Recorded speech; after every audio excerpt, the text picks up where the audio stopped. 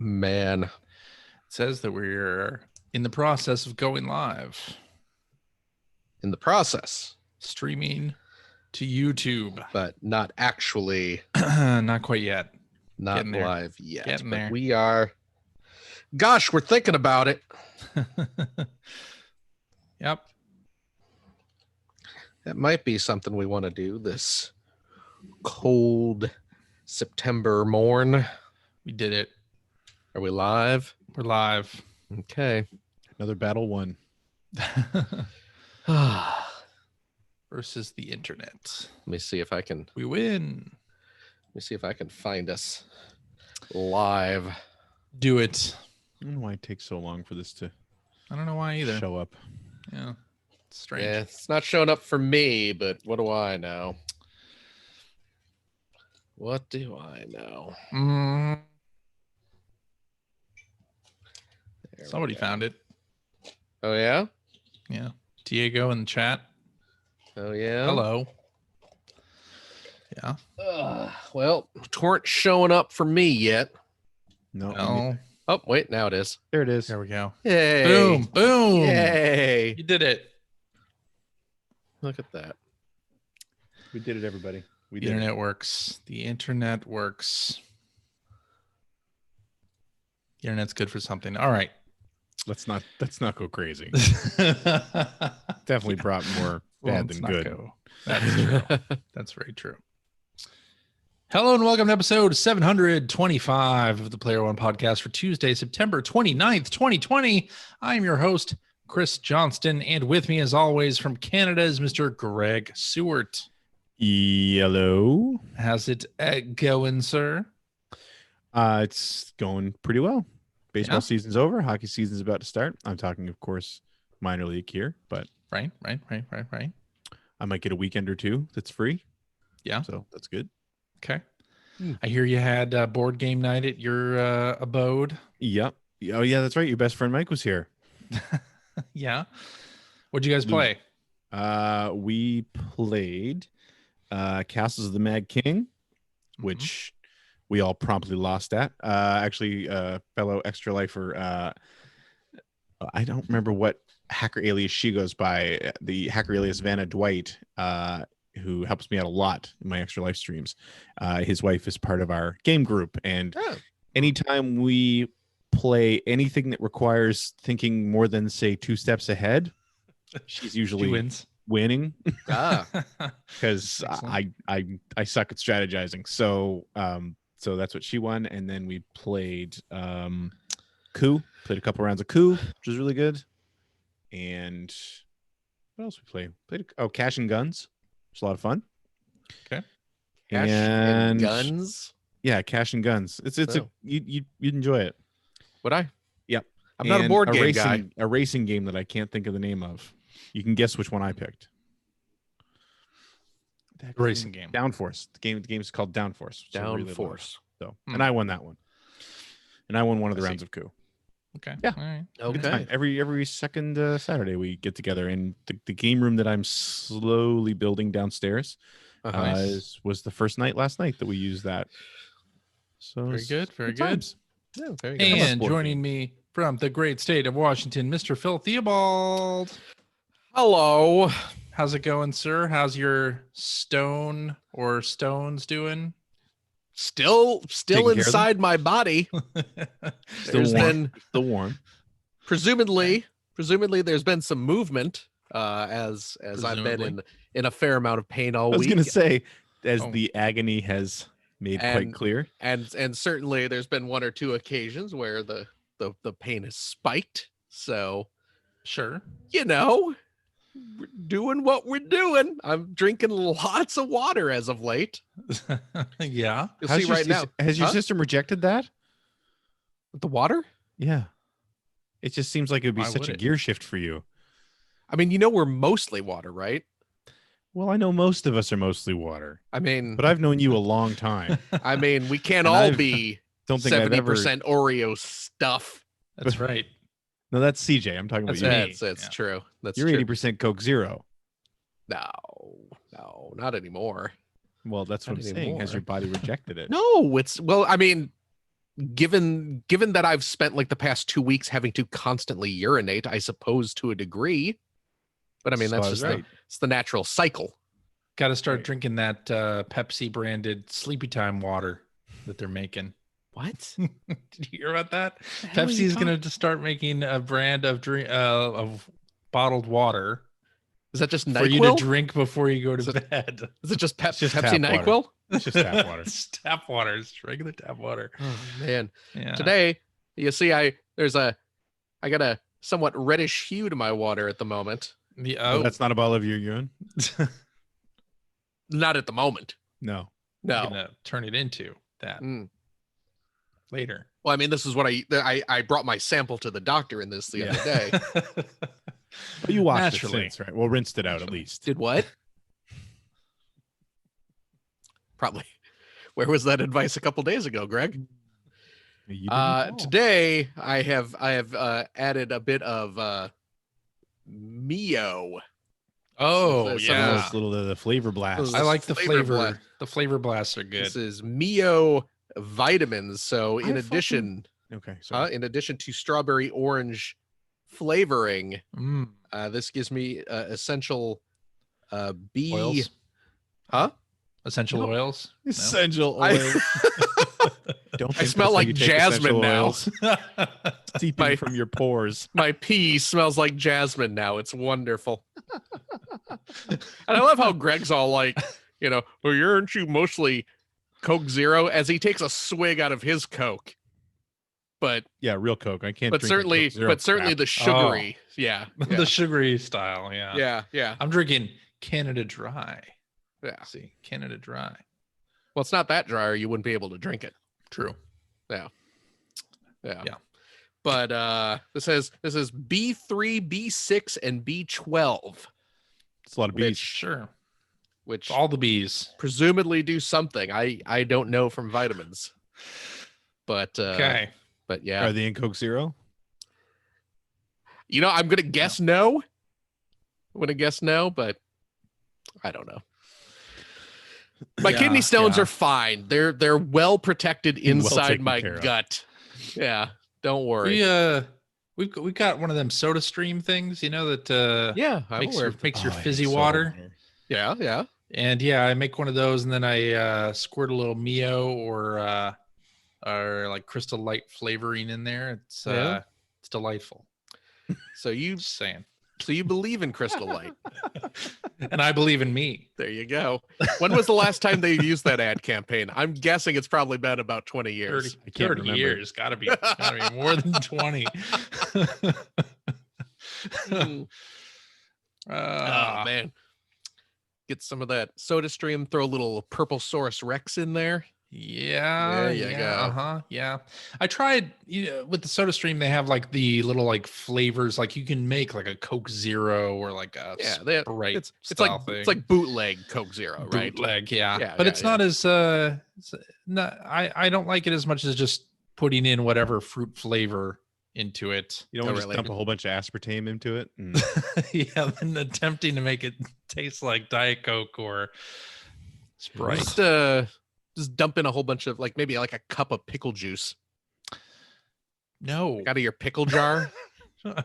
Well, I don't have that. Assumes that I have a pickle jar, which is incorrect. You're not a pickle keep fan? Your pickles in. Yeah, I'm anti-pickle. That's weird. You don't like pickles? I don't like pickles. That's weird. I like pickles. Man, that's a little weird. Sorry. What do you put on your burger? Do you not put pickles? Weird. What do you eat when you go to a deli and you get a big old grinder? No pickles on that either. No. Well, you have the big deli big pickle grinder. I can't do that. I get. I don't get the pickle. No pickle. A hoagie. Or a hero. I had no idea what a hoagie. When I was a kid, I had no idea what a hoagie was. I listened to Bill Cosby. In his routines would mention hoagie sandwiches. Yeah. Like, what's a hoagie sandwich? I didn't have Wikipedia back then, so. Yeah, you don't hear that word around here. That's all I'm saying. Okay, let's say it's a regional. It's a regional thing. Yeah, it's like a sub, like a sub grinder. I don't know where Grinder's used. I say grind. I said mean, Grinder. I think Grinder's an app now. I think that there's only that quote from The Simpsons, right? Homer says something about wanting a foot-long hoagie or Grinder, a sub. Yeah, I'd like to be alone with a sandwich. Yeah. I tried that Grinder app once. Did not get the delivery. I asked for the meat-long football and did not get what I was expecting to get. No. But okay. It was still fine. Still fine. Sure. Yeah. Where to go from there? Let's go to video game news. Let's talk about that for a minute, because there was some big news last week on the Xbox front. Xbox is acquiring Bethesda and ZeniMax Media, actually the whole kit and caboodle, for $7.5 billion. That's all of their studios. So that means, Arcane, id Software, Bethesda, Tango Gameworks. Yeah, everybody under that umbrella now is going to be part of Xbox. Well, there we go. So the teams that made The Elder Scrolls, Fallout, Wolfenstein, Doom, Dishonored, Prey, Quake, all that is now under Microsoft. It's pretty big. Yeah. That's a big deal. So anything that was going to come out for PS4, they're not canceling. That's correct. Yeah, anything that was already announced. So like Deathloop, which is Arcane's PlayStation 5 exclusive, still going to be. Boy, that would suck if they decided to cancel that, because they've really been heavily. Sony has been heavily featuring that in their PS5 showcases. Yes. Yeah. But that's still coming. It is still coming to Sony systems. But after that, you're probably not going to see Fallout 77. Well, here's my question to you. 5. Oh, you have a question for me. My question. I have a question for both of you. Oh, it's for both of us. Or a question for the listeners too. How are they going to answer? They're going to yell at their radios. All right. So, do you think this acquisition is going to be more like when they acquired Mojang, where Minecraft is still available on multiple systems? Even Minecraft Dungeons, came out, which is a spinoff, came out for everything. Right. Or is this going to really be Xbox exclusive? And is this like them buying Rare? Right, exactly. Yeah. I have a feeling it's more towards the Rare side of things. You think? Agree with Phil. Yeah, I think the only reason that Minecraft continues to be multi-platform is because Minecraft was so omnipresently entrenched in everything, and so much of Minecraft's user base is kids, and it's true. It's basically a service game, right? I mean, it's not like it was a product that came out and then fizzled off because they released a sequel, right? Like it's a living game, so it didn't make any sense for them to. But do you think even a franchise like Fallout or Doom that has been on the other platforms, do you think they will make it exclusive to Xbox? Yes, eventually. Well, Xbox and Windows. Right. Xbox and PC. And even games that come out from Xbox Game Studios come out on Steam. So this does not mean that ends on the PC side. No, I think we are seeing, Elder Scrolls and Fallout and Doom and everything is going to be that's an Xbox and PC. Yeah. Which I mean, this is nice news for Game Pass and Game Pass Ultimate. Absolutely. Folks, I mean, well, what is it? You're going to have Doom Quake Eternal and Doom and Bethesda stuff, and Doom Eternal already arrives on Game Pass October 1st. But there you go. So yep. This is that'll be awesome. Good news for sure. And I don't know if you saw on the internet, of course, the internet being the internet, deciding that, okay, now because this is an arms race, because this is a console war type thing, Sony has to acquire somebody to take it away from Microsoft. Sony should buy Microsoft. Whoa, stunner. Whoa. Checkmate. Larrabee Lock. Is that a Larrabee Lock? Yeah, I'm calling it. Calling it Larrabee Lock. Somebody said Sony should buy Konami. Why? In response to this. Sony getting into that lucrative pachinko market. I was gonna say, they want to own gymnasiums and pachinko. Exactly. Like Konami's main businesses now are pachinko, mobile games, and health clubs. So yeah, don't really see the point of buying Konami. Like if they bought, I would say, Capcom, like if they wanted to buy, like if they somehow acquired exclusive rights to some of the beloved franchises from Konami. Yeah, sure, but do you think the amount of money and development time behind those that they do their first party stuff already, that would be amazing. I mean, even Konami's beloved franchises are things that they use for pachinko and slots. Right. So I would buy a PS5 exclusive Adventures of Bayou Billy 2. They're bringing back track and field. Just in time for the Olympics. 2021 Olympics. Yeah. No, Good for Microsoft. That's I don't think Sony has to do anything though to counteract it. I mean, in the grand scheme of things, I mean, it sucks if those franchises do stop appearing on PlayStation, but yeah, I don't think Sony's hurting in any way. No. But all right. Well, and then of course, people came up with other things for Microsoft to buy, like Sega or. Didn't they specifically come out and say we're not buying anybody else this week? Yes, but before Tokyo Game Show, they came out and said, yeah. So wait, did people thought that this was just like opening the floodgates to Microsoft just buying every? There was a big conspiracy theory because of the blue and white Xbox controller. Oh, right. Yeah, it was Sonic Blue apparently. Oh, Shock Blue controller. Yeah. Right, that's right. That's not going to be how it goes. No. I don't know if you because the back of that controller is white, correct? Yes, correct. And if you look at the back of an Xbox controller and turn it upside down, the shape of the controller kind of looks like Sonic's eyes. Oh. They got that. You can turn it a specific way. Yeah.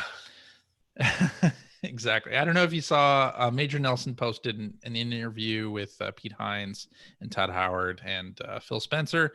Mm-hmm. Some kind of funny anecdotes that came out of that. One with Morrowind, apparently on the original Xbox. If you run into like a really long load in that game, it's because Microsoft. I ate at Taco Bell the other night and ended up running into a really long load.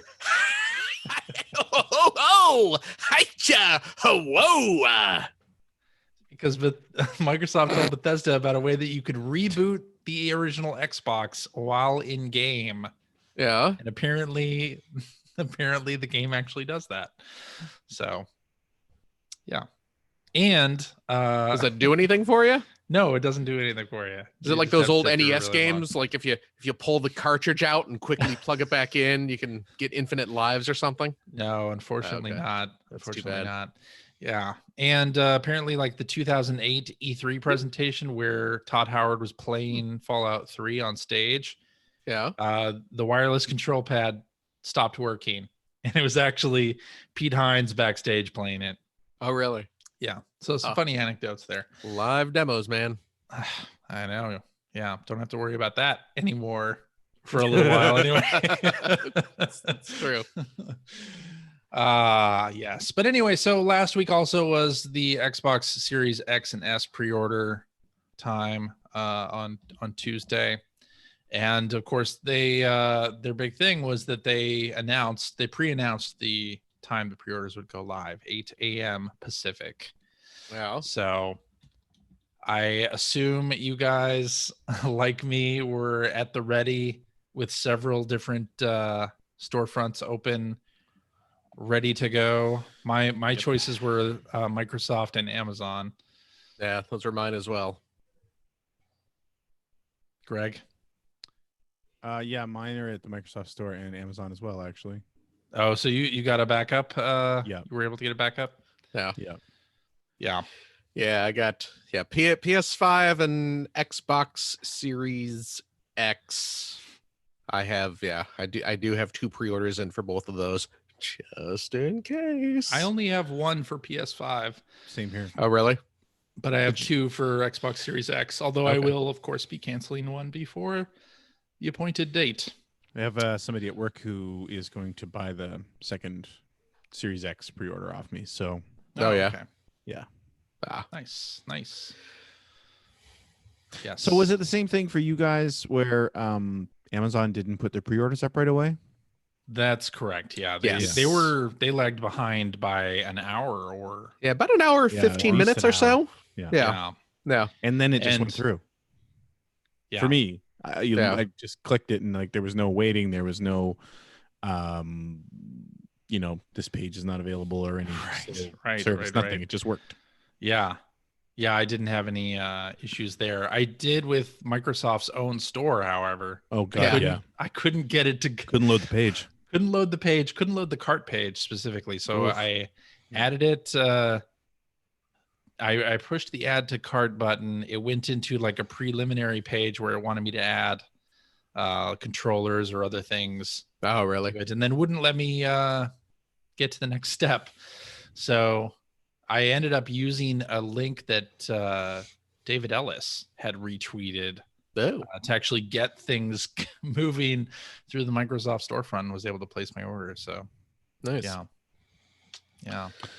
And you gave me that link and forgot that I don't live in your country. I did. Yes. I pasted it in Slack just in case Phil needed it. Phil didn't need it. Phil didn't need it though. No. Apparently. Phil knew what was going on. Yep.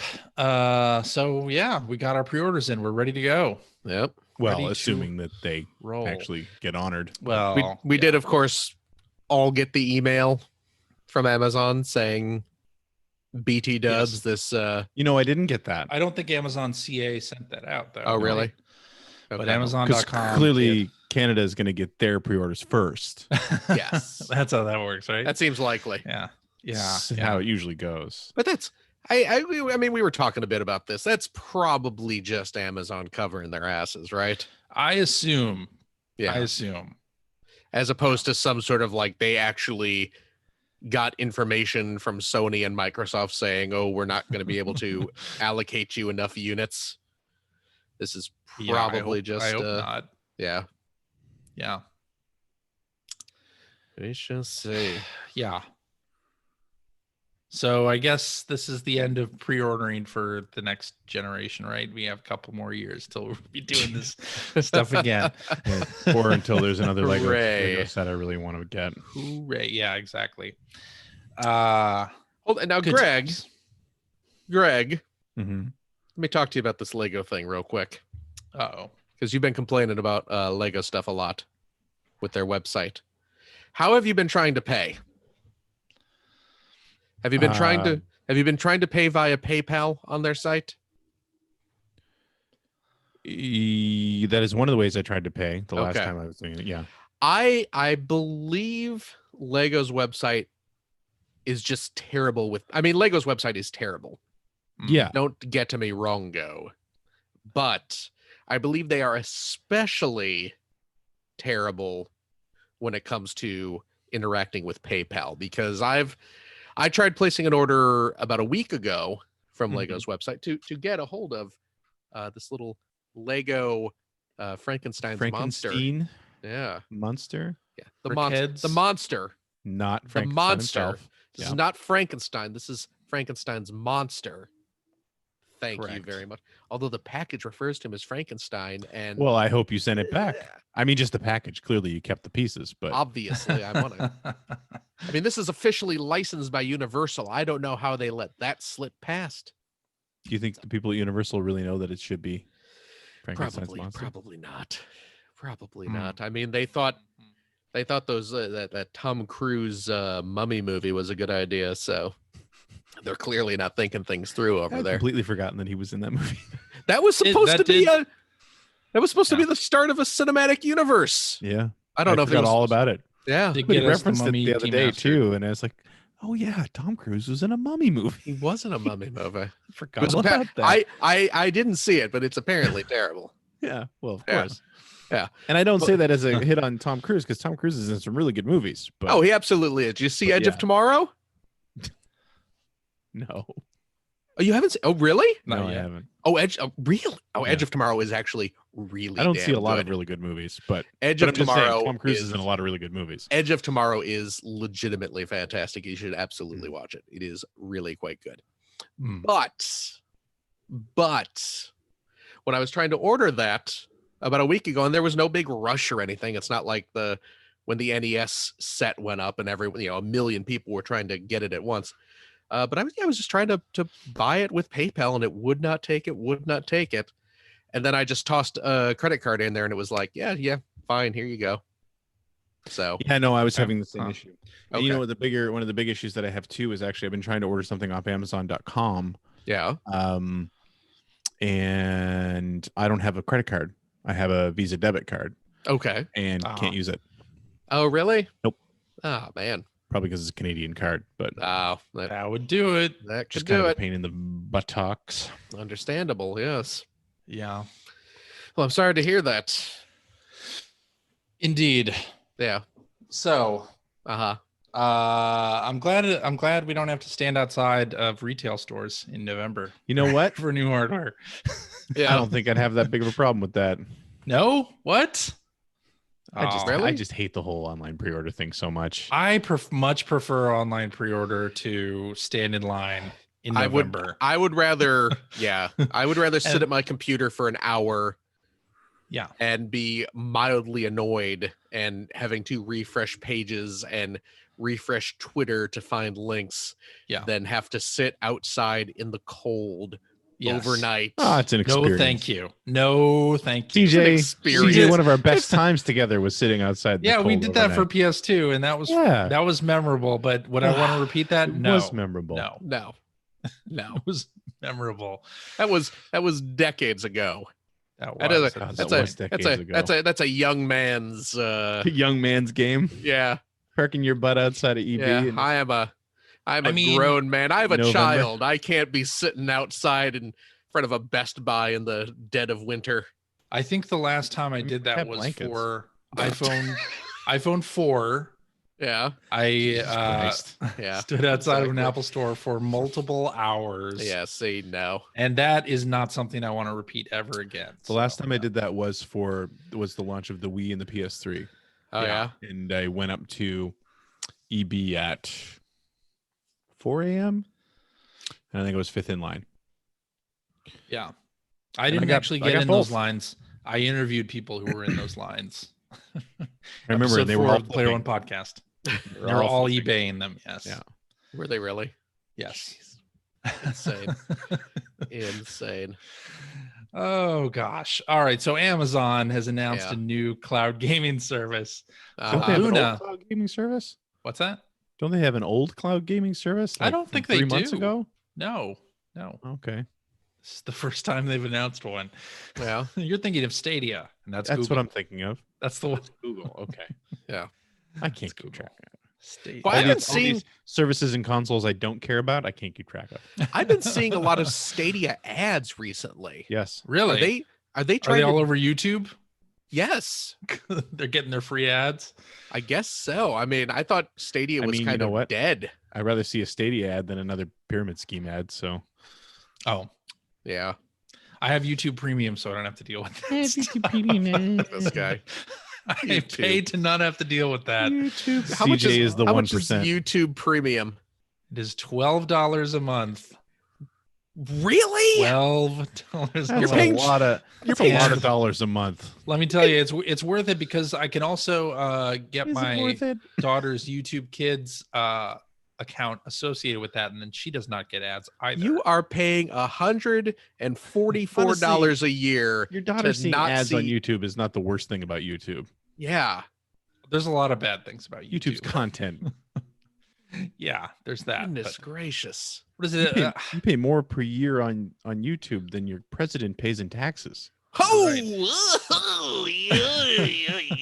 Was it like 5 years ago or so? I got like a free trial. They were like, hey, here's a free trial of YouTube Red, which is what it was at the time, and ad for YouTube, and I could not go back. I should have just called it RedTube. Like I did I did the free trial, and then it ended, and I went back to the regular way, and I was like, nope.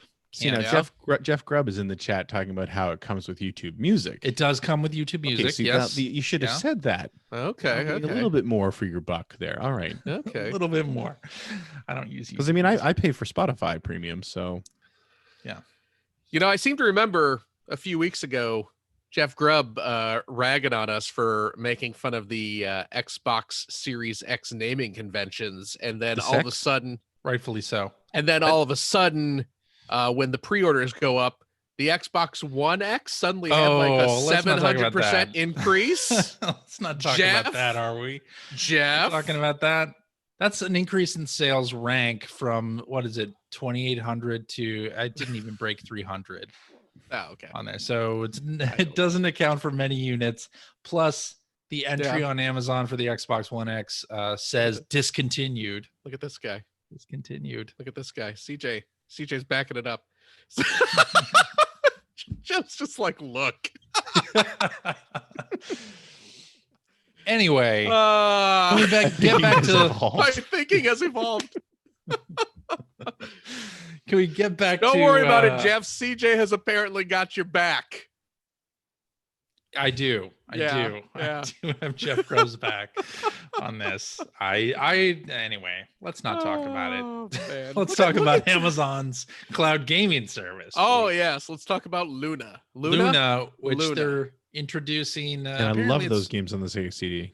Apparently it's going now, and $5.99 a month gets you a library of we must press on, friendship, fortune battle, watch your back now, take heed. 100 games, and they're also going to introduce like publisher channels. So Ubisoft is going to have its own channel, and you can pay a monthly fee for that, and then get every Ubisoft game as it releases to play over the cloud, which is an interesting way to do it. Okay. So they have Twitch integration built in there. Twitch integration. Yeah. Twitch integration. Although I'll tell you what, having had Xbox Prime for many years now, and seeing how organized their Prime Video you mean content. Amazon Prime? Amazon Prime is what he meant. Yeah. What am I saying? You said Xbox Prime. Did I really? Man, you just gave something. We do not know that Microsoft is buying Amazon. I think Amazon's their next purchase. Amazon's naming scheme is too confusing. Obviously. Yeah. Having Amazon Prime, yeah, and seeing how their Amazon Prime Video content is organized, which is to say it isn't. It isn't. Sure.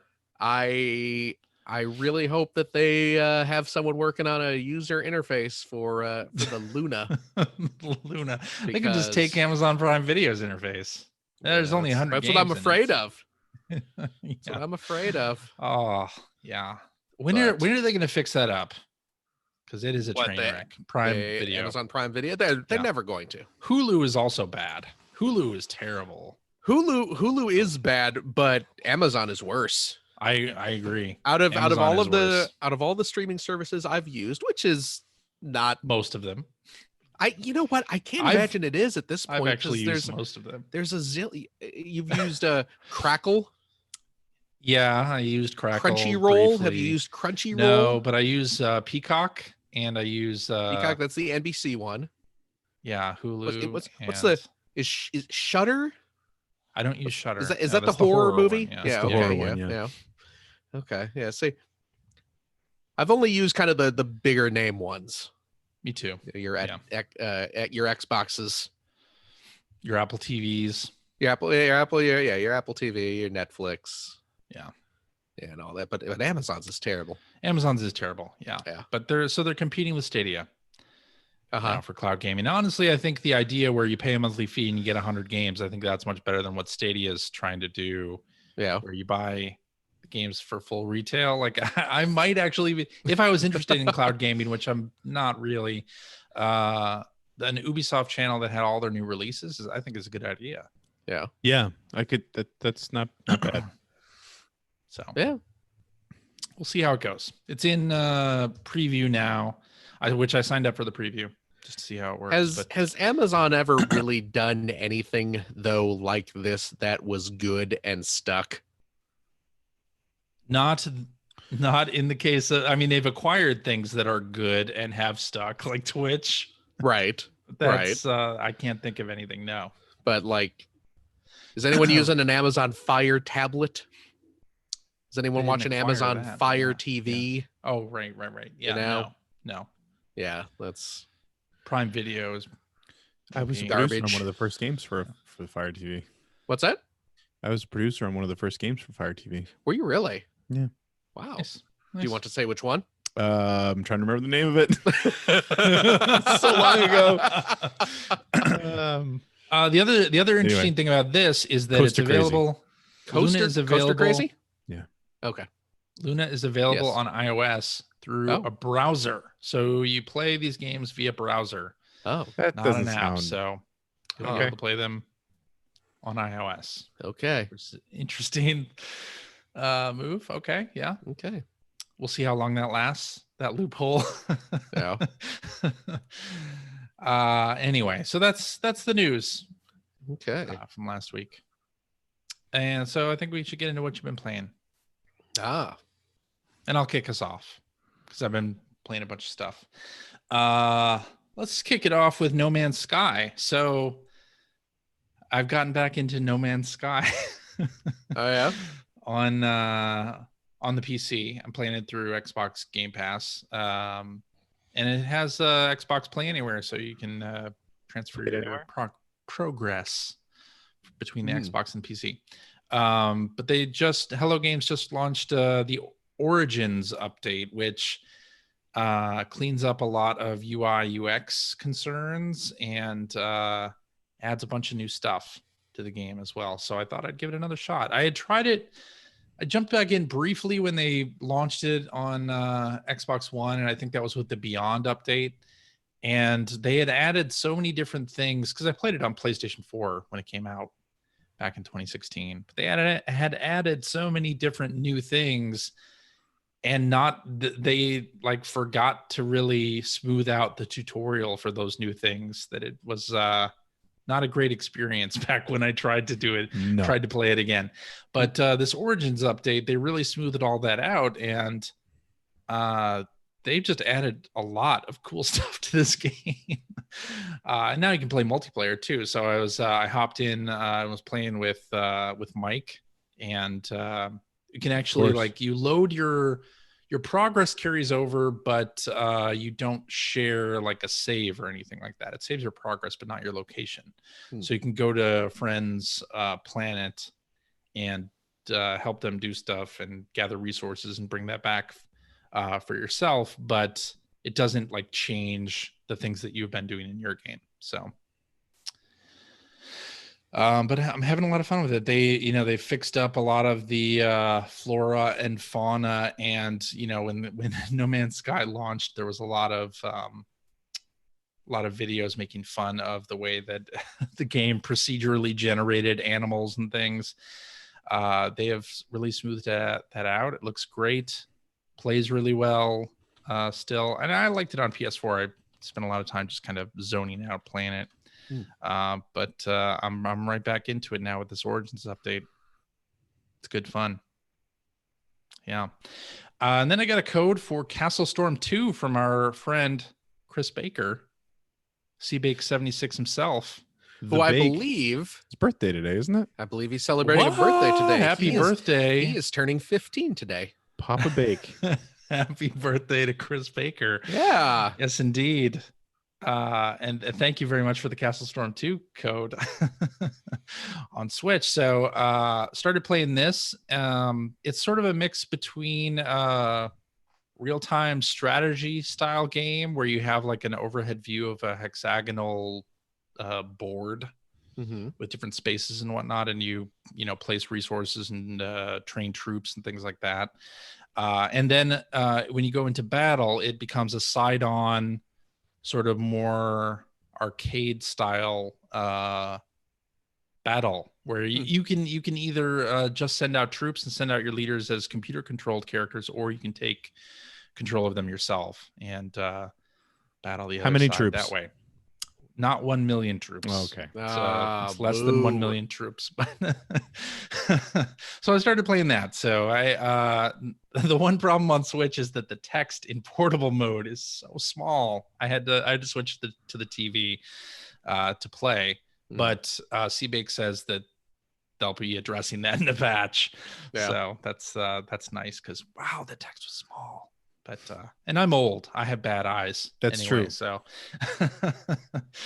but so I played a little bit of that. It was good fun.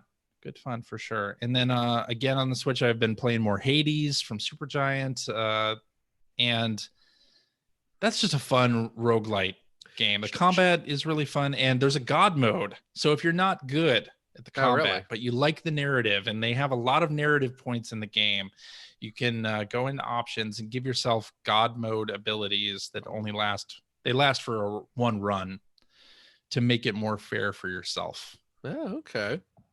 So should I buy Hades? I think you might like it. I've been seeing a lot of positive chitter chat on the internet about this game from people whose opinions I trust. So now you're asking CJ? Well, so now I'm trying to get the opposite. I mean, how do you feel about like Diablo style combat, or like chaining things? Like I love chaining things. How do you like chaining attacks? Who doesn't? Like go from a dash to hitting heavy attack to How do you feel about all that stuff? Well, I mean, I play the Warriors games. You do. That's true. all. That is true. Chaining attack. Wow. Let's not kid ourselves here. I think you should give it a go. Yeah, I think I might. It is good fun. It is good fun. Diablo's fun. I like Diablo. I like rogue. Roguelites. And for me anyway, the each run has been lasting like between 15 to 20 minutes. Okay, that's a solid. It's got a connection to the devil. It does, which it's always a plus. True. You like that? Everyone loves the devil. Sure, a lot of Greek mythology in there too. It's a good time. Yeah. Okay. And the story progresses even if you suck at the game. Oh, does it really? I appreciate. Oh, good. Because I die often. Then I also played a game called Breakpoint. The Keanu Reeves movie? Point Break. Yeah. That was a great movie. Different. Not the remake, but this is a so back in the early days of Xbox 360, I was a big fan of Geometry Wars and its sequel, Geometry Wars 2. And I've been always looking for a game to bring back that feeling of the high score chase sort of arcade experience. And Breakpoint comes awful close to that. Breakpoint looks a lot like Geometry Wars on first blush, but then you're not using projectile weapons, you're using melee weapons. So your little geometric ship, suddenly an axe is coming out of your little ship to destroy enemies and such. And you can collect different weapons. There's like a spear, a hammer, the axe, and a sword as well. And you can power those up by destroying enemy ships. And then there's a little circular counter around your ship. And as you get down to 1, that's your break point, the titular break point. Oh, where your next attack, when it connects, it will make an explosion and destroy any enemies in the vicinity. So the idea here is that you want to build up energy by defeating enemies and then getting it to that point where the next hit you connect with will make an explosion on the screen. and you get an explosion of points and multipliers and all kinds of like power-ups appear on the screen, and just kind of repeat that as it goes. So like on that last hit, I usually like avoid enemies for a little while, like get a nice big group of them up in the center of the screen, and then connect with a hit. Make everything go crazy. And the game is only $4 on the eShop right now. You probably have enough gold points built in to your Switch account to get this thing for free. If you liked Geometry Wars at all, I think you will really like this game as well. It's regularly $4.99, so it's $3.99 right now. It's available on Steam and Switch, and it's a whole lot of fun. Been having a good time with it. It's a dual stick melee game. So, well, okay, that's what I've been playing. So, Greg, I got nothing at all. I'm playing the same old stuff that I've been playing for the last few weeks. Oh yeah? Man. Yep. Okay. Sorry. You literally don't want to talk about anything. No, I've got nothing new to say about the stuff that I have been playing. Okay. Phil. Yes. How about you? What do you I've decided I don't want to say anything either. All right. It's gonna be a short show. Taking the fifth on that. Yeah. No, what I've played. I've played some video games. I played a little more of the Super Mario 3D All-Stars, playing a little more Mario 64. And yeah, what do you think of it? What do you think about Mario 64? A lot of dissent has been coming up on the internet. A lot of people not liking Mario 64. Mario 64 was never good. That's basically back, Sonic just shed a single tear. The hot takes. That's the hot takes. No, Mario 64 is a great game. Yes, Mario 64 is great. I love Mario 64. I could see people, especially I think people who might not remember playing it or didn't play it very much back in the day.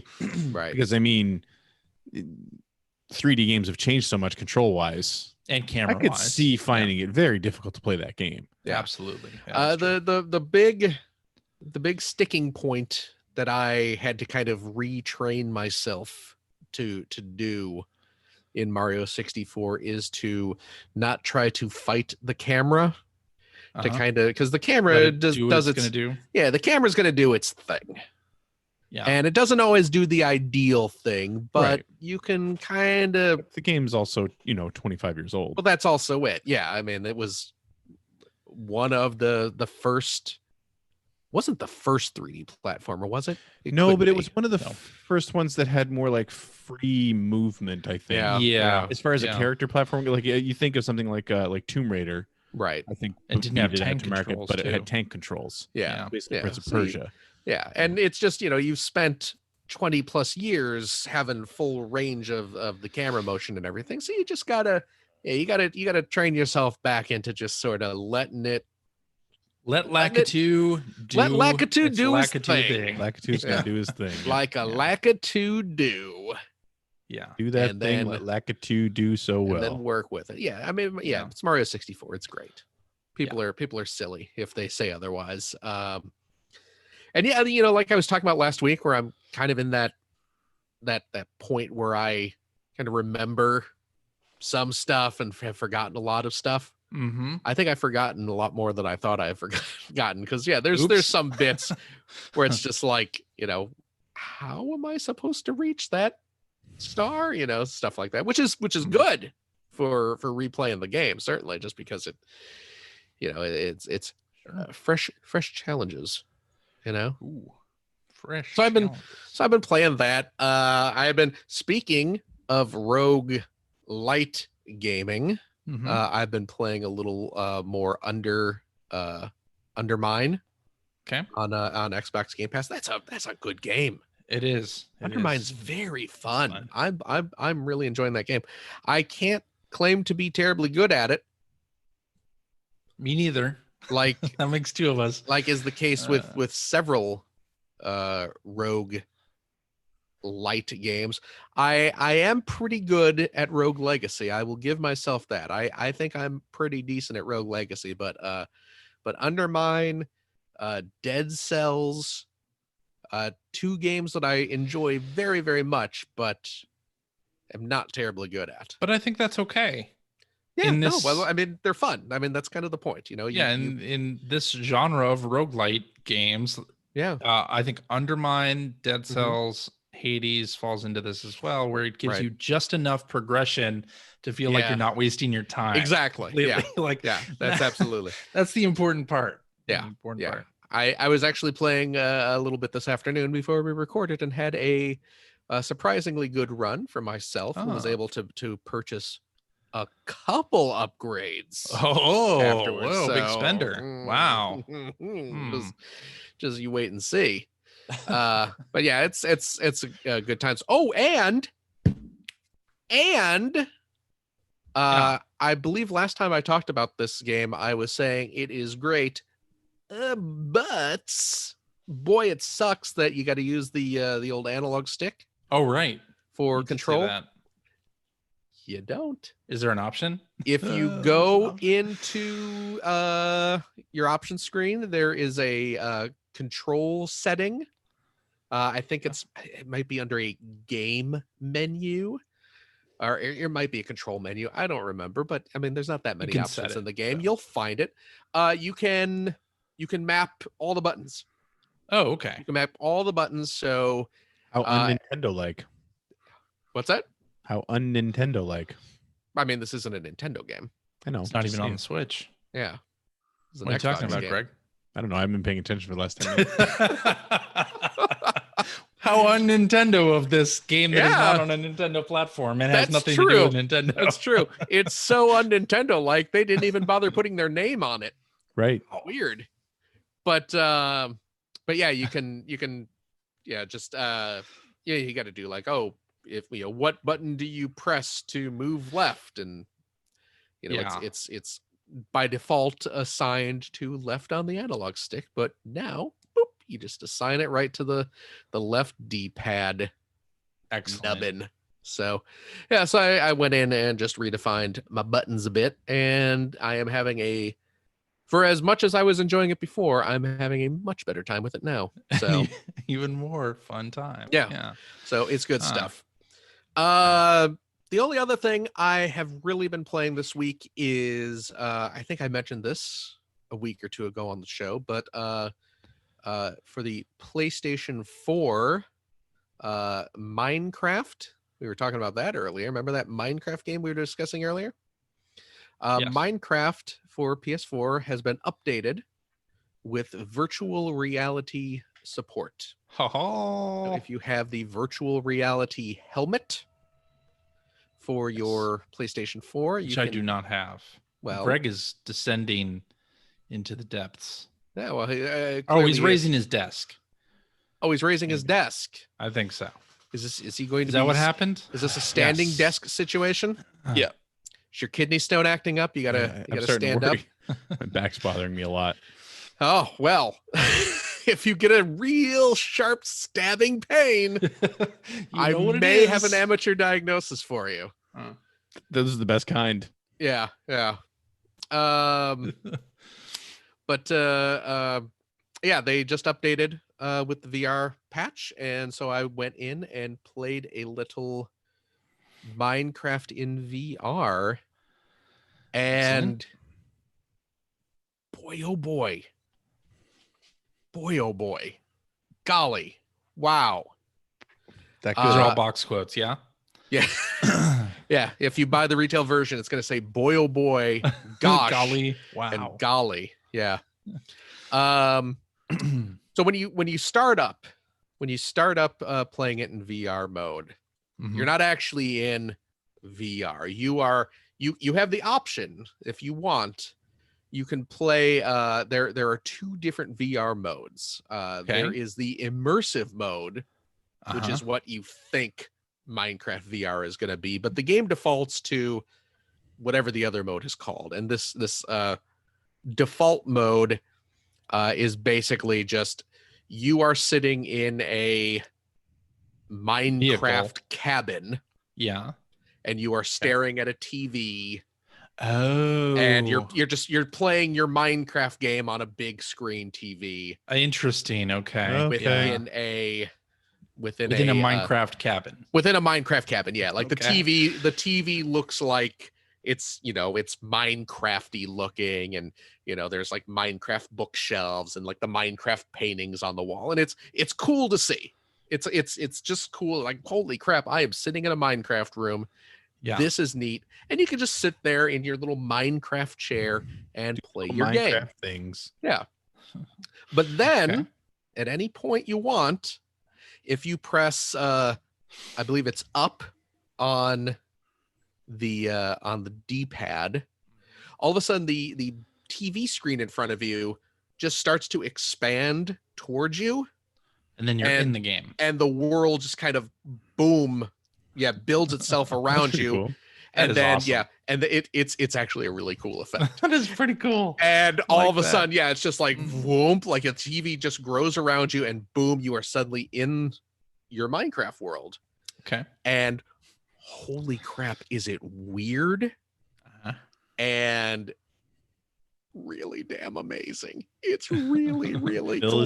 Is it everything you've ever wanted? It's really, really kind of wonderful. It is fantastic. And you got that gentle Minecraft music playing, and it's just, wow, it's neat. And you can play any of the worlds that you already created. It's just the whole Minecraft game in VR. You can, I had started one of my previous worlds. Okay. So what about movement then? Is it point and transport yourself, or you can just walk around? It is free movement. And how sick did you get? We'll get to that. So you have. Well, I'll tell you what, CJ, you should never, ever, ever. I will not. No, I won't. You will never play it. You will not. I mean, you would still be vomiting. I can tell you that now. I'm sure. So when you start off, it's because your head movement controls your character looking around. You control the movement with the analog stick. Your head controls where you're looking, and just like the left stick controls 360 movement as it normally does. The game defaults when you go into the immersive mode, moving the camera with the stick moves it in chunks. Good. Okay, so it's and I forget the exact. I think it's like 45-degree angles. Like every time you hit the stick, I think it sounds about rotates you 45 degrees. You can turn that off and have it be free movement. If you want to, have the right stick just freely move, move the camera wherever, which I did just to make it as immersive as possible. And it's great. And, you go into creative mode, and, you can fly, you double tap the jump button and you can fly.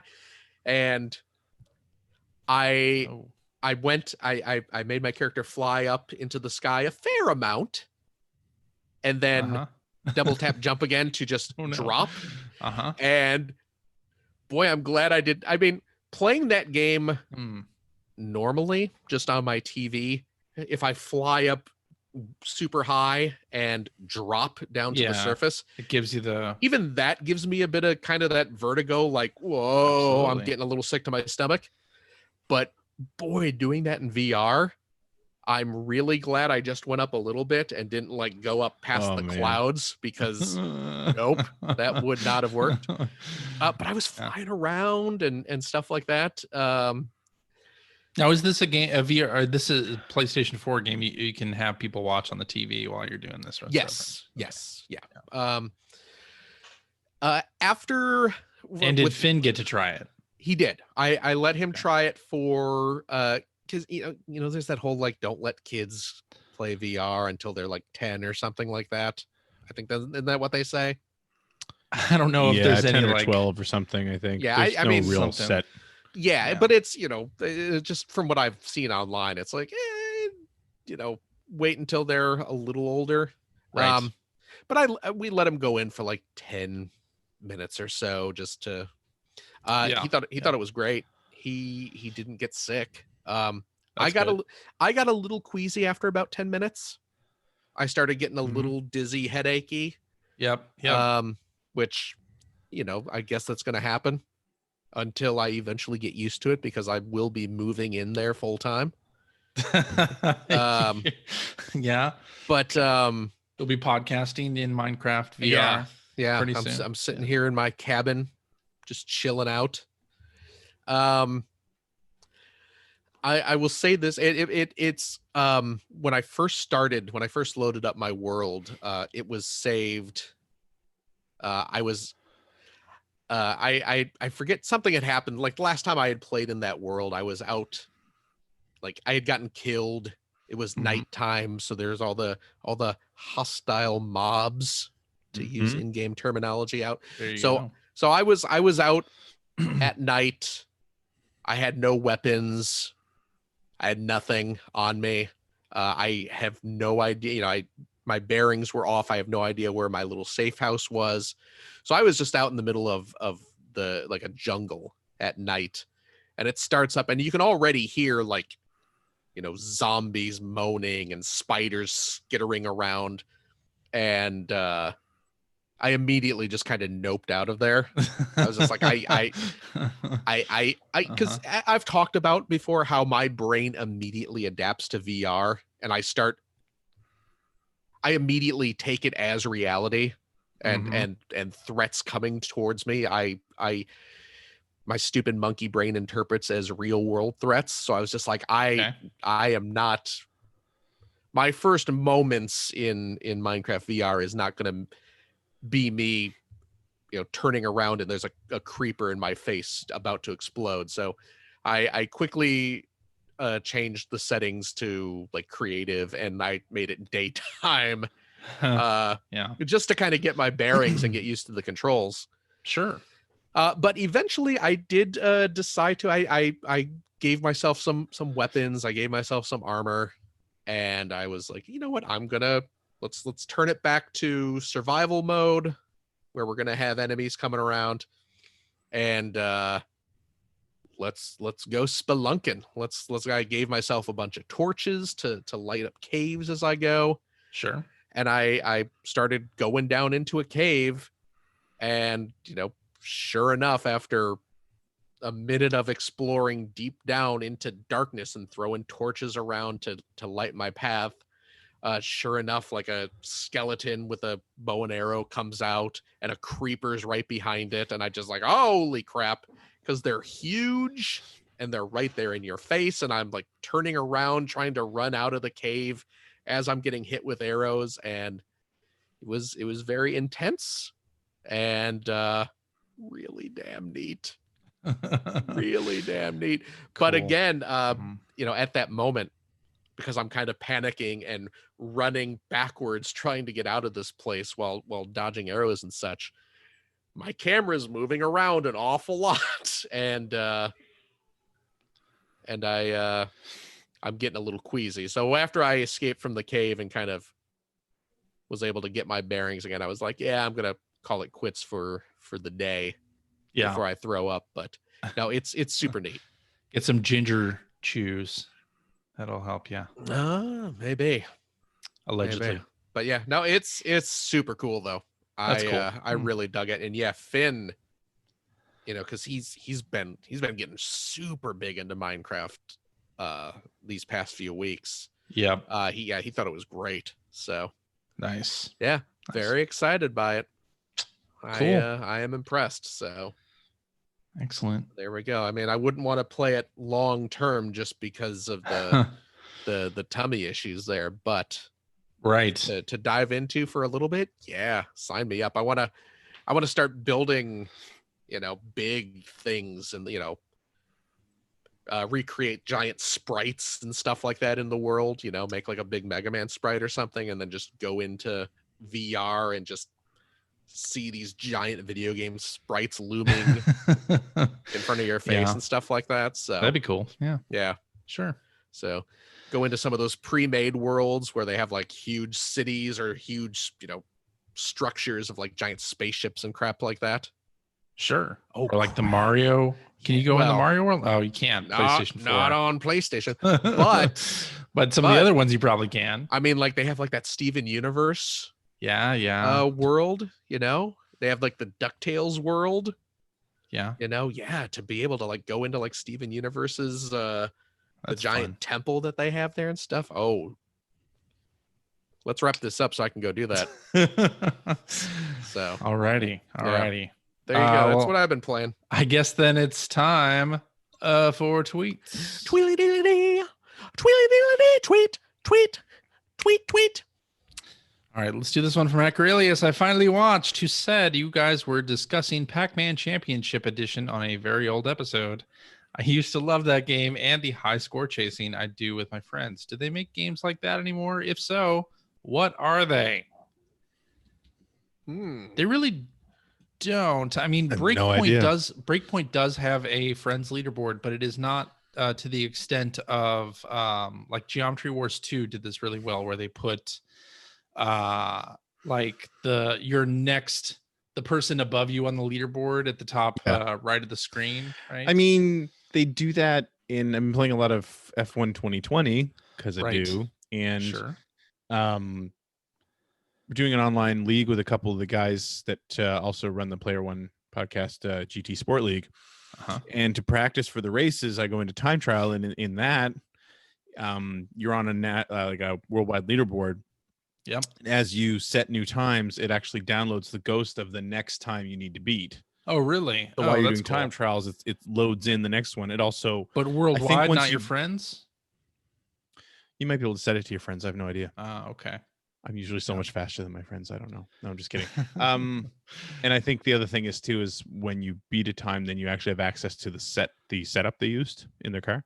But yeah, like the ghost. So your best time ghost is always running, and then the best time ghost of the next time you need to beat is always running. Interesting. So it's kind of like the same thing. It's not really a score attack, but right. As Captain Logan points out in the chat, yes, Sea of Thieves does have a leaderboard.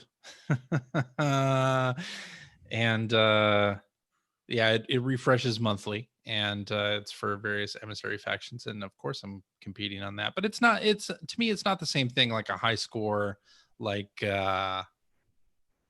Geometry Wars 2 type thing. That's different. I do kind of wish more games would have that style where it would show the next person on your friends list. That has sort of gone. I mean, like the Zen pinball games do that too, right? The Zen pinball games do. That's true. They do a really great job of that. That is true. I forgot about that. All right, let's do this one from Hacker Alias, and I'm kind of drawing this out so that I can read these. Okay, Hacker Alias Depeche essay on. He says, "What are the best FMV games on the PS1 and the Sega Saturn?" I don't think you can answer this question without mentioning Fox Hunt. Yeah, I've never played Fox Hunt. Is that the Capcom one? That's the Capcom one. Yeah, it's 4 discs. Yeah. Oh man. And I think I reviewed that game. Really? It's amusing. It never came out here, but Road Avenger and Cobra Command both came out on the PlayStation 1 and Saturn in Japan. It was a dual combo. Yeah. I think they did that also as well with Ninja Hayate and Time Gal. Yeah, that's right. Yeah, that is right. Yeah, those are both really fun FMV games. I mean, a fair amount of the digital picture stuff came out on Saturn and PS1 as well, didn't it? I enjoyed Brain Dead 13. Yes, I remember people really liking Brain Dead 13. Yeah. I mean, it's totally just like a Dragon's Lair style thing, but sure, it had amusing animation. I actually have a copy of that game that I have never played. That I got from Mike, Chicago Mike. Your guy's friend. Yeah. He sent me some old PS1 games that he wasn't. Nice. Huh. What other FMV games were there on the The 32-bit I'm racking my brain. I don't know. Aside from Fox Hunt. I mean, I think there was some... and Brain Dead 13. I think didn't Supreme Warrior end up on those consoles, or did they port that? Possible. I can't remember. Double Switch or something. I know Quarterback Attack definitely was on those systems. That was a Digital Pictures. Was that Quarterback Attack? It's like Mike Ditka associated with that or something? Don't think so. Or was that some other It might have been game? a different game. Yeah. I'm trying to think. Was the X-Files game FMV? Oh yeah, that was full motion video. That was a just played that on PS1 his game. channel a while back. Oh yeah? Yeah. I've never played it. I have no idea if it's any good or not. I'm just trying to remember FMV games on those systems. Corpse Killer came out on the Saturn. Oh, did it? Yeah. Okay. Double Switch did come out on the Saturn. Okay. What else here? Maximum Surge. Oh, that game never actually came out. That was the one that was repurposed into a movie. We've talked about that on the show before. Yeah, there's a... Oh, what was it? What did it end up being called? I have it on DVD. It has Yasmin Bleeth and Walter Koenig in it. Game Over. Game Over. It's called Game Over. They repurposed the video they shot for the game into a movie, and I think it uses footage from other. It does. It uses things from Quarterback Attack and Yes. Corpse Killer and all those. Wait, what? Yeah, it uses footage from Digital Pictures games in the movie. Yeah, it is. By the way, you're right. Yes, Quarterback Attack with Mike Ditka. Okay. Yeah. So yeah. So we answered the original question, but yes. So a few of those games did arrive on the Saturn, but yes, it was released. It was a canceled game by Digital Pictures that was released as a movie called Game Over. And like I said, it stars Yasmin Bleeth and Walter Koenig. It's terrible. It's terrible. Oh, it's awful. Isn't it Koenig? Is this? Yeah, might be Walter Koenig. Yeah, it's Walter Koenig. Yeah, Sorry. Played Chekhov on the old Star Trek series. Correct. This was not a full motion video game. Like, it wasn't completely full motion video, I don't believe, but I kind of enjoyed Creature Shock back in the day. Did you ever play that one? No. It was I think it was a Virgin Interactive published it. It was I remember the cover. Yeah. I mean, it was like some crude CG, like aliens. You're kind of going down corridors, fighting. Just like a shooting gallery type thing. And then there were some kind of cheesy spaceship flying levels that I think had just like all full motion video backgrounds and stuff like that. But I enjoyed that game a bit, and that came out on PS1 and Saturn, I believe. It was certainly out on PC at the time. On PS1 as well. I believe Wing Commander 3 and 4 both came out. Oh yeah. On PS1. You're right, yeah. Which are great games, although they were not great ports because Oh really? Well, I mean, Wing Commander is a flight sim, space flight sim, combat sim. So it uses a ton of buttons on the keyboard when you play it on PC. So the way that they translated that to like an 8-button controller was to force you to use multiple button combos to do everything. Oh, really? And it's a lot to remember. It's too bad. So, but I mean, it was like that on the 3DO as well. And when I first played through Wing Commander, it was on Wing Commander 3, it was on the 3DO, and that was a 5-button controller. Once you got used to it, you were fine. You know what I mean? Like if I hold this and then push up or down, that accelerates or decelerates, that sort of thing. But yeah, at first it's a bit overwhelming. And great full motion video. The Wing Commander games, they had full motion video cutscenes, but the actual gameplay was all like. Well, you were talking about like you had said with that other game you're just talking about. It's Creature Shock. Well, Creature Shock though, like the actual, like where you're going through corridors and stuff fighting the monsters, that was all FMV and things like that, if I remember correctly. Yeah. I remember on the Saturn I imported a game called Blue Seed, which was based on an anime of the same name. There's an anime series, Blue Seed. But it's a role-playing game. It's like a traditional Japanese RPG, but the battles are all done in full motion video. So when you get into a battle, it's almost like it's along the same lines as like a Dragon's Lair, where depending on what you do, different clips play. But the battles are completely full motion video, which I always thought was kind of neat. That's the whole reason I imported it, because I just thought that was such a cool idea. Yeah. I played through it. I don't know what happened, but I played through it. All right. Hank Aurelius, RBF guy 229 says, why does no one mention UI when talking about the new consoles? The PS4 was my main console this gen, not because of exclusives, but because anytime I needed to do anything other than playing the disc in the system, the Xbox One was a frustrating mess. Yikes. I got to say, I really do not like the Xbox One's UI at all. It's gotten better. It has gotten better. Yeah, it started from a terrible place. It has gotten faster over the years. It is not nearly as fast as it needs to be still. No, it's just it's just a mess to look at when I load it up. It's just like well, the real problem comes when you're like, okay, where do I find settings? Yeah. And you're like, that's my biggest problem with that in general, is where do I find anything? Yeah, where do I find anything? And you really have to kind of hunt in the Xbox UI. But I think PS4 has gotten really bloated over the last 7 years, and I think the last time I went in there, the settings menu wasn't even alphabetized. It was it had network down. I didn't really understand how they were prioritizing things, but they're both kind of a mess. I would really like them to be streamlined. I think Xbox, they have streamlined quite a bit over the years, but man, I wish Sony would also streamline, because their stuff is bloated. But I mean, the original question, that's a really good point.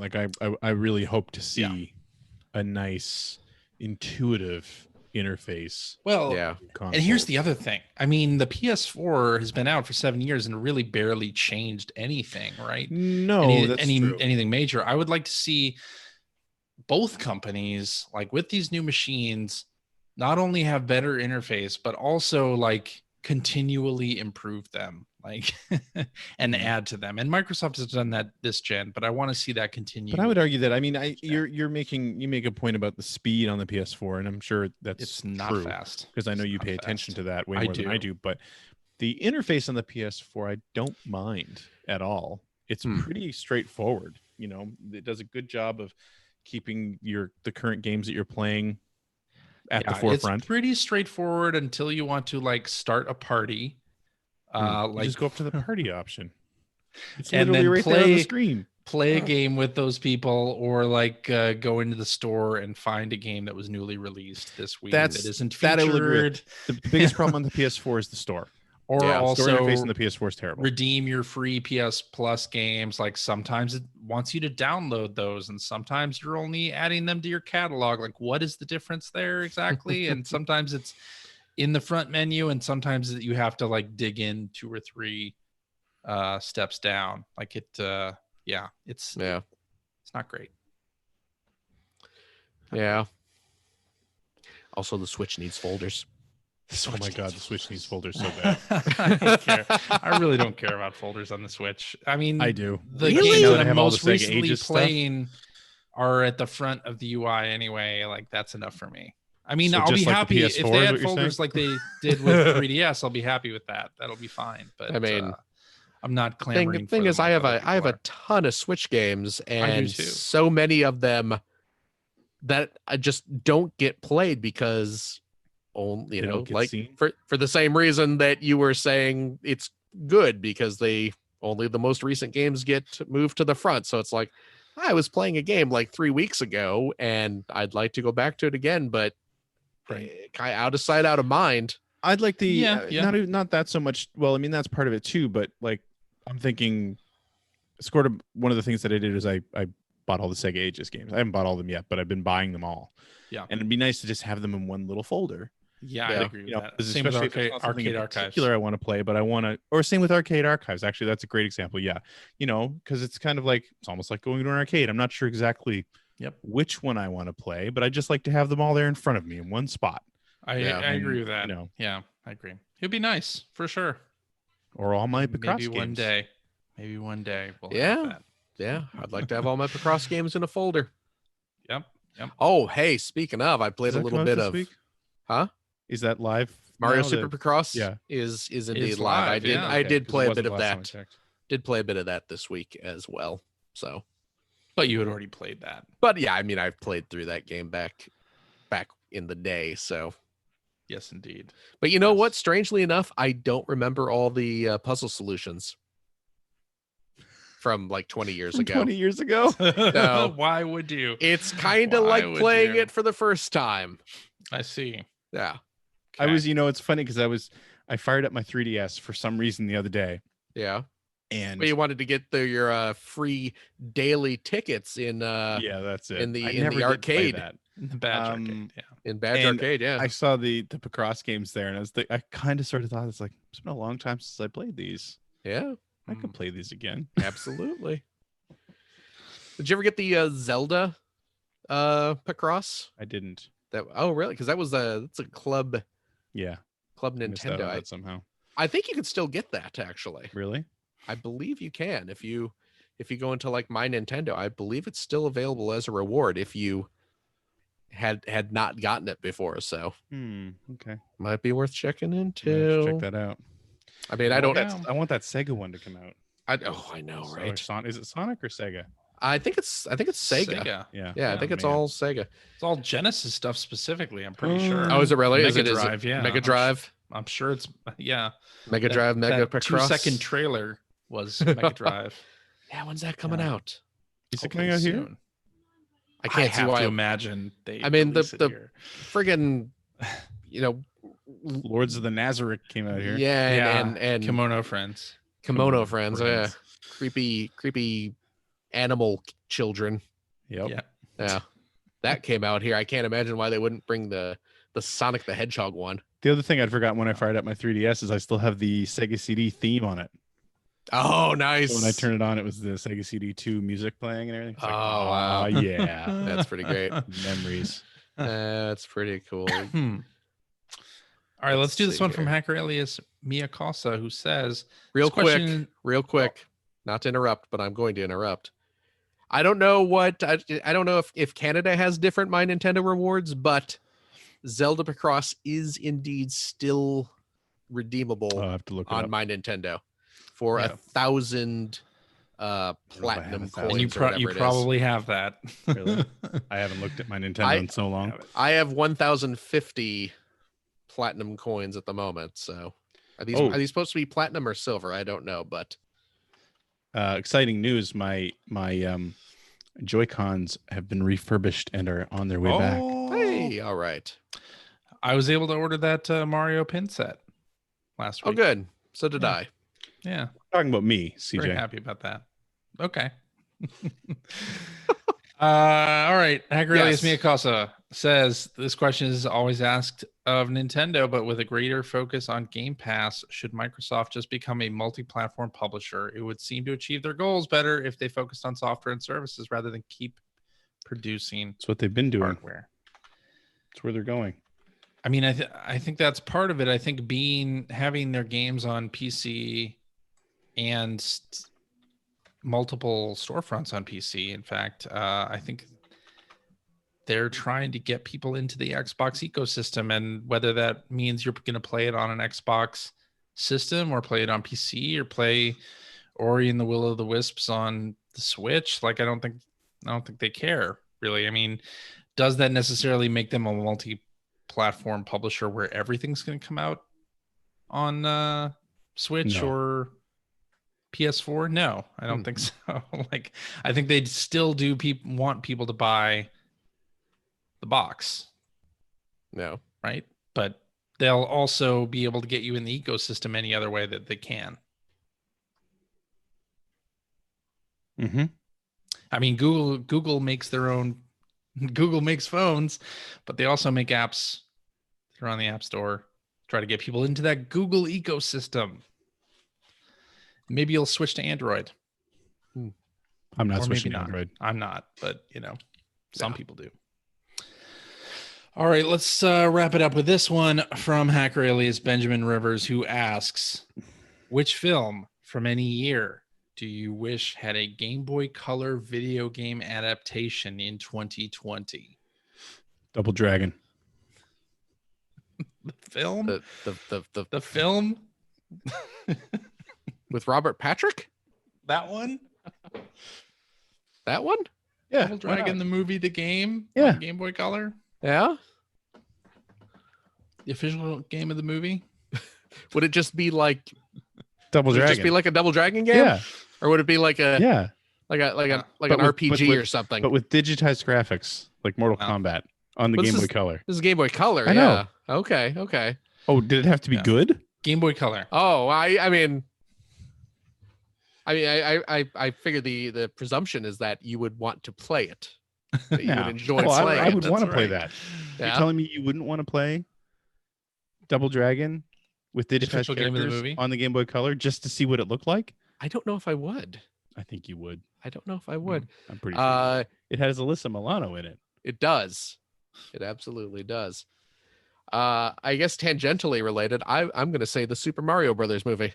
With digitized graphics? No, I know. No, that would be Not in this ridiculous. No, That would be too ridiculous. no, I want hand-drawn sprites of Bob Hoskins and John Leguizamo Sure. bouncing Sure. on hulking pin-headed Goombas, cultivating with a boss fight where you're Cultivating, is that what you're trying to say? what did I say? You said cultivating. Those painkillers are working. Well, I've been Yeah.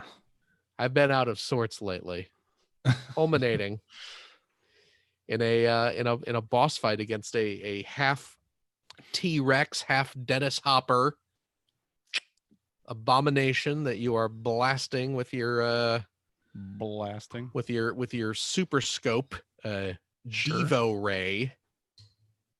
You know? Oh, yeah, right. Yeah. Devo, right. Yeah. Yeah. How about, absolutely? John Wick. You have your like Rolling Thunder style gameplay or something like that. Oh, Like, Rolling Thunder. Yeah, that'd be John fun. Wick. John Wick could make a John fun Wick like by side way of Rolling scrolling. Thunder. That's actually that's pretty good. That's actually Yeah. a good answer. Yeah. Yeah. Good job. Steve. I still Why think not? my Mario is a good answer too. I that think would be fun to play. fantastic. Yeah. Only if it had digitized graphics though. I don't go in for this Game Boy Color digitized graphics thing that Greg has. No, I think they should be hand drawn sprites. Get Hip Tanaka to do a chiptune version of the soundtrack. Yeah. That movie be perfect. Hip Tanaka doing the soundtrack for a John Wick Game Boy Color game would be good too. Let's just to make that happen. You could just reuse the Mario Land soundtrack. There you go. Yeah, basically. Yeah, sure. Why not? Ding, ding, ding, ding, ding, ding, ding, ding, ding, ding, ding, ding, ding, ding, ding, ding, ding. John Bing, Wick, bong. Oh, right there. wow. That's good. That's good. All righty. And that is our show for this week. Thank you very much for listening. If you have a question for us or would like to comment on something you heard, you can direct that to @P1 Podcast on the Twitters, or you can go to our internet website, Yes. player1podcast.com, where you can find our contact information. You can find blog entries about Sega CD stuff from Mr. Greg Seward. Yep, gonna work on another one here pretty soon. Excellent. You'll find Generation 16 episodes there as well. Capture the footage for the next episode this week. Boom shakalaka. And you will find show notes and links to all the things that we talked about on this episode, and a link to our Discord server where you can discuss this episode with us and our other listeners. If you would like to subscribe to the Player One Podcast, you can do so by visiting player1podcast.com or by loading up your favorite podcast listening application. We're also on Stitcher Radio. We're on Spotify. You can like us on Facebook.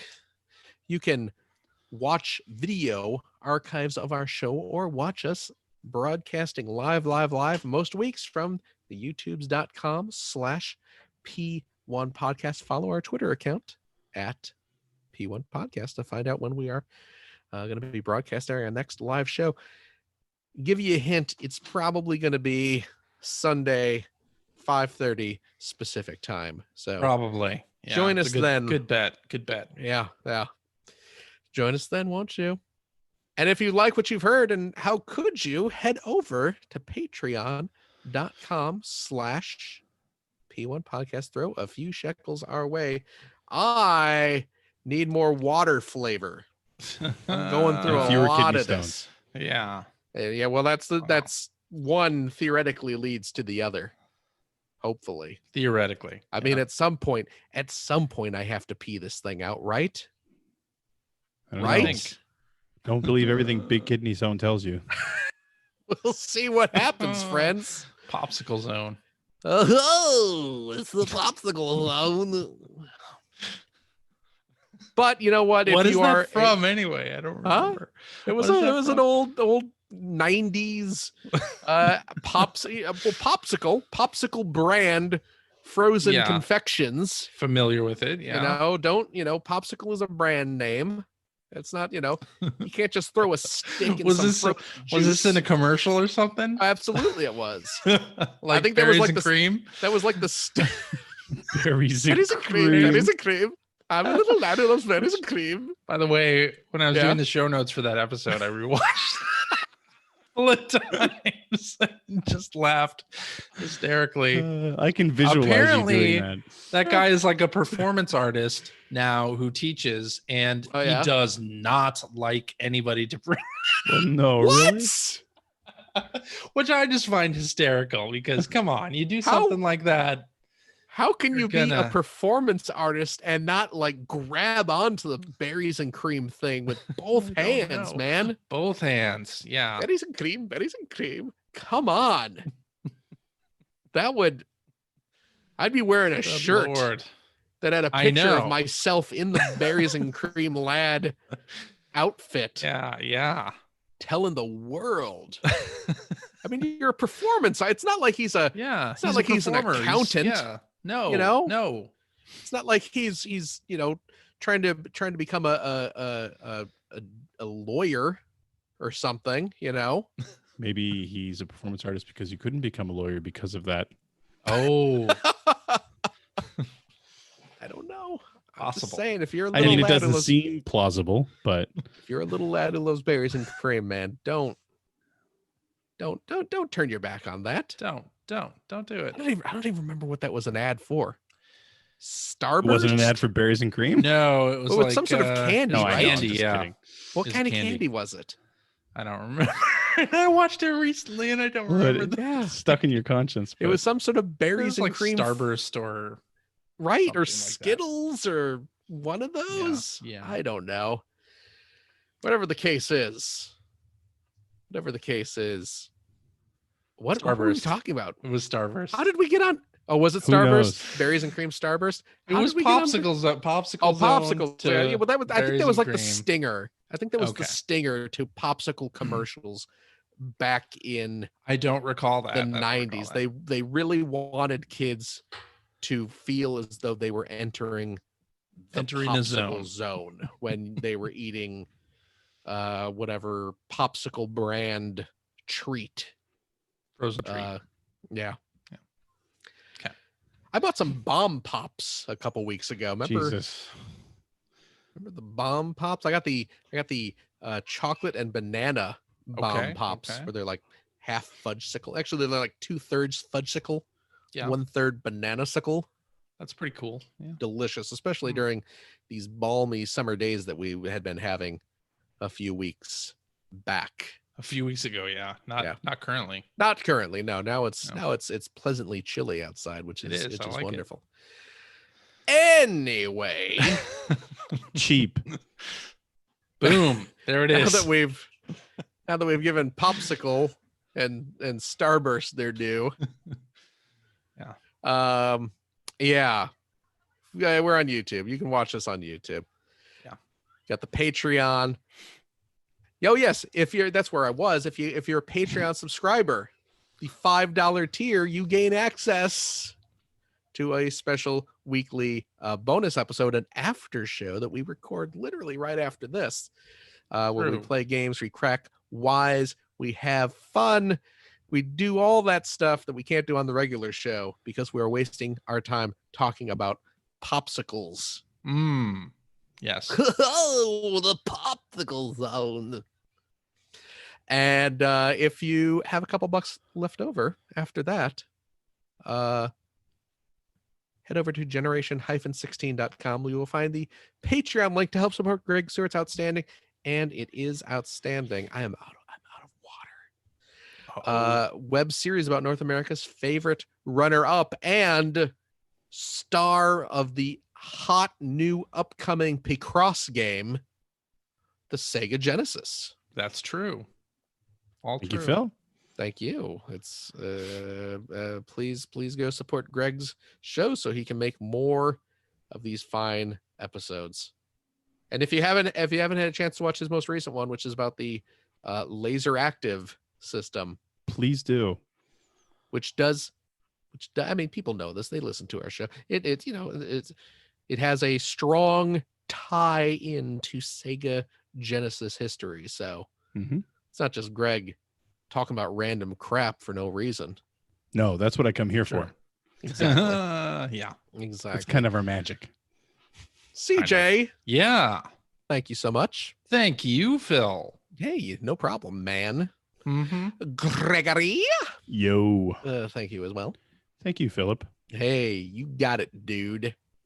And of course, thank you to our wonderful, wonderful listeners. That's you, friend, right there listening to these very words. I'm talking to you and only you. Thank you so much. You are wonderful. You are kind. You are caring. Please continue to be all those things. Please take care of yourself. Please take care of your friends, your family, your loved ones. Wear a mask. Be kind. Rewind. Yep. Now, see, I was trying to be sweet. Don't You guys copy turned it into a farce. Don't copy you that took my floppy. kind words and turned them into mockery. I'm the How walrus. dare you? Yeah. Speaking of such things, though, I'm reaching behind me here. I have this book. Look at this book. Ooh. This is the Stuck on VHS book. I got this from Visual history of video store stickers. I love it. Of video store stickers. I got love this, that. Wow. You know Mondo? Yes. Mondo. I think it's mondorecords.com or something. Yes. Yeah, this is a book that is just filled with various Amazing. stickers off of VHS rentals from back in the day. All the different weird ass labels that you could get, like all those Be Kind Rewind stickers. I love it. There's a whole section with just like handwritten messages that video stores did. It is a nice. Oh, and there's like here's a bunch of labels from actual video stores with like their phone numbers and addresses and stuff. Just if you grew up renting VHS tapes from video stores back in the day. Such a huge chunk of my life chasing down overdue video game rentals. Oh, really? Oh man. This book is that looks like it'll be a fun book. It is a wonderful, wonderful book. You should absolutely check it out if you have nostalgia for that sort of thing. But we love all of you. We hope to see you next week. Join us then, won't you? Bye-bye. Bye. Bye-bye.